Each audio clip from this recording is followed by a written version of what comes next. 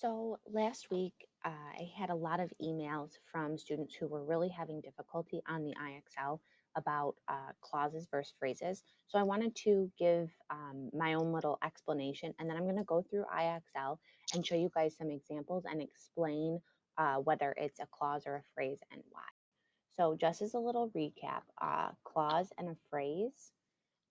We're going to look at clauses first, and a clause is a group of words that contains both a subject and a predicate. So it can be its own sentence, or it can be combined with other clauses and form a compound or a complex sentence.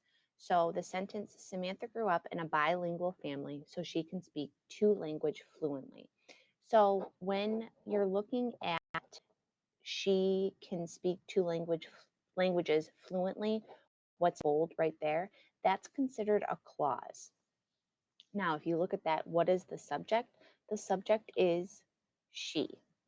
And the predicate then is can speak two languages fluently. That is a complete predicate. So because it has a subject and a predicate, that is considered a clause. It is combined with another clause and it makes it a complex sentence.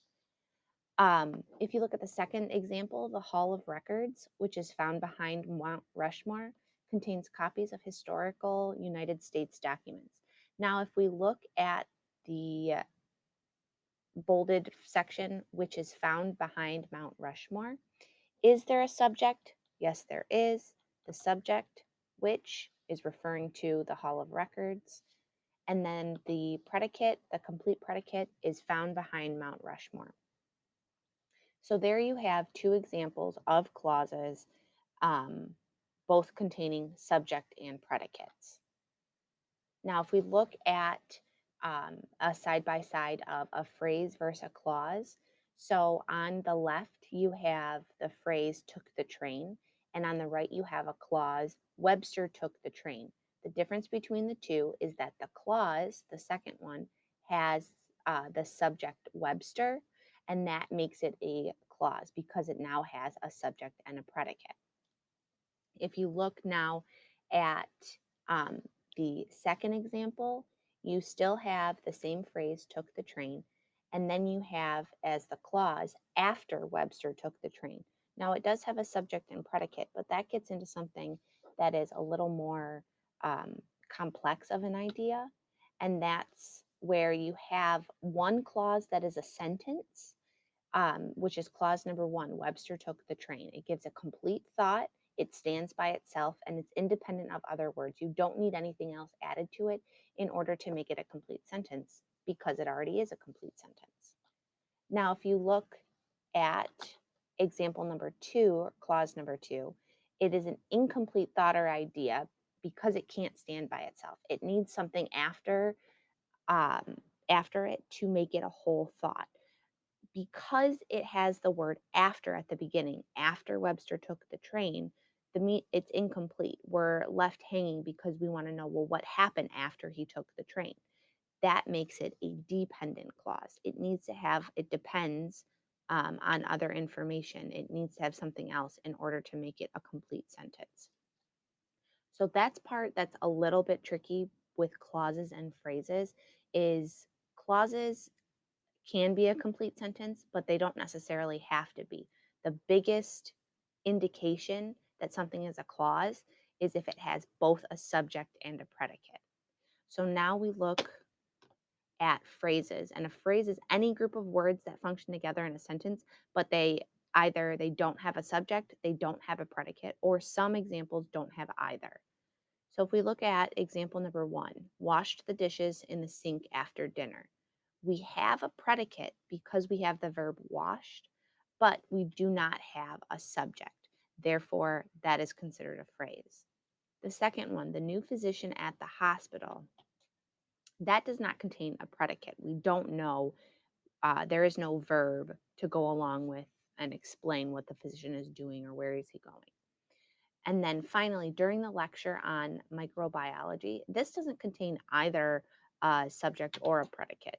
So this would also be considered a phrase. Now, we're not going to get into different types of phrases until I see that the majority of you have a good grasp on the difference between a clause and a phrase. So we won't talk about specific types of clauses and phrases. Now, if we look at, pause this really quick.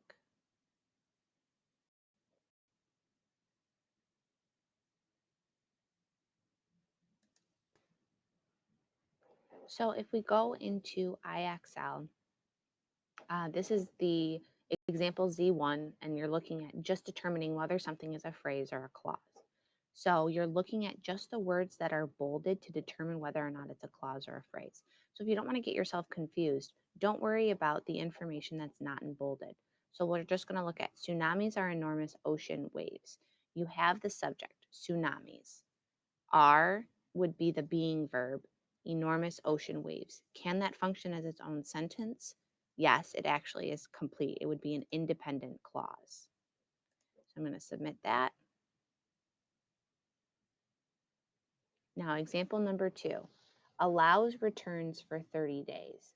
Well, for the part that is bolded only, you're just looking at the bold, and I think that's part of the issue that students were having last week, but you're just looking at the bolded information. So allows returns for 30 days. Does that have both a subject and a predicate? No. What is it missing?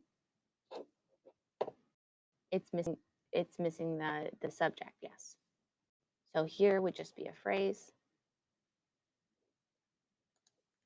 Submit it. We'll look at a few more examples. Um, Again, we're just looking at the information that's in bold. So in countries like Japan and China, well, what about those countries? Does it have a subject and a predicate? It does not. So it would not be considered a clause. It's going to be a phrase.